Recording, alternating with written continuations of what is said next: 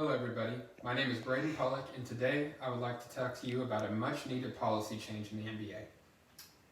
Ever since 2005, if a high school basketball player wanted to enter the NBA, they would first have to be 19 years old and have 1 year of college under their belt. I don't think that's right. I think a high school senior should, if he's 18, have the right to make the decision to enter the NBA if he thinks that's best for him. Before 2005, this actually was the rule. Any high school senior was allowed to enter the NBA. There's still examples today like LeBron James, Kevin Garnett, Kobe Bryant, and all three of those players are some of the best players to ever play the game. I'm going to tell you why this rule should be changed and how it positively affects all parties that are involved. And the group that this affects the most are the student athletes. So when a high school senior, if they are graded to be good enough to enter the NBA right away, they're going to be highly touted because they're still required to go to college for 1 year. So all these big time basketball programs in college, they're all going after them. And even though they're going to be there for 1 year, everybody knows they're going to be there for 1 year. But all these schools are going to still want them. Let's say they're allowed to go to the NBA, and they're told that they would go to the NBA if they entered the draft. Well, that's scholarships that are freed up for people that might actually stay for 4 years and take advantage of the free education and actually get a degree. Another thing that this affects is because those players are so sought after right now and they're so good, all those coaches care about is getting those players so they can win that year. And the sad thing is those coaches will do anything to get those players, which when I say do anything, I mean they will cheat, they will pay the player, they will move the family to the location of the school just so they'll go there. Basically anything that needs to be done to get that player there. And if we took that away and allowed those players to go directly to the NBA, they'd be able to make money for themselves and not have to worry about cheating to get their money that they deserve.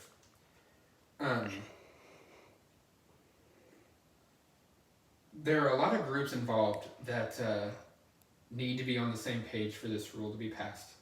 And I'd say the biggest group that needs to come to a decision is the NCAA. And they actually have. They actually had a commission's meeting back in 2018 that they came to the decision that it actually would be best for 18-year-olds coming out of high school being allowed to go to the NBA if that is what they desired. And they could hire an agent and make money off their likeness, all the things that are illegal right now when they're student athletes. Another group that has a say in what is happening is the players that are already NBA players and have experienced everything that is going to go on or that has happened. They've experienced the one and done rule. They've had to attend college for 1 year.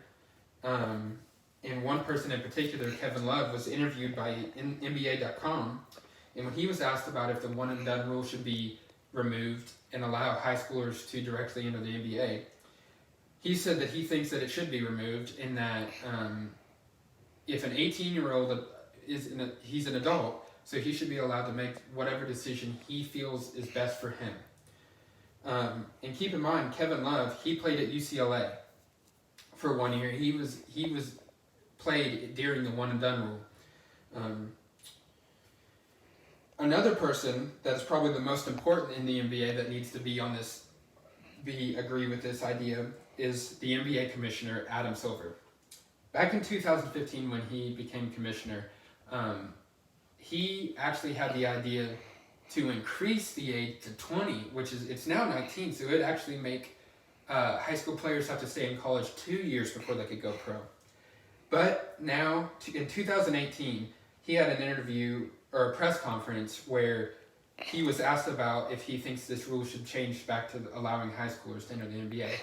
And he said that he had a discussion with everybody on the NCAA commissioner board, and they shared their ideas with him, saying that they wanted high schoolers to be allowed to go directly to the NBA. And he was put on board with that, and he agreed. And he finally said that he thinks in the coming years, he thinks that high school players will once again be able to go straight to the NBA. Another sad thing that happens in this whole story is how these players that are forced to go to college for 1 year, they can't make any money off their likeness. Yes, people still may be buying their jerseys. They may be buying signatures, things that are signed by them, memorabilia. They can't make any money off of it, or they're illegal, and it'll affect their school. But who does make that money is the NCAA. It is reported that the NCAA profits $1 billion a year off of college athletics alone. If the player was allowed to go straight to the NBA out of high school, he could immediately hire an agent and make money off of his likeness without any penalties or getting in trouble.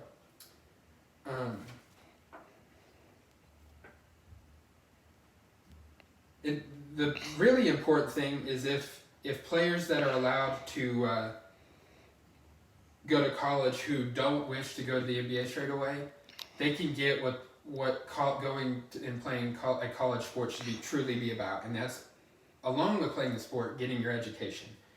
And if the players that go to college are truly focused on just going to college and playing the sport, they would actually get the education of the goal of what the NCAA truly needs to be doing. I thank you all for listening to my speech. I hope you think the same about what the NBA should do to better the student athlete. Thank you very much.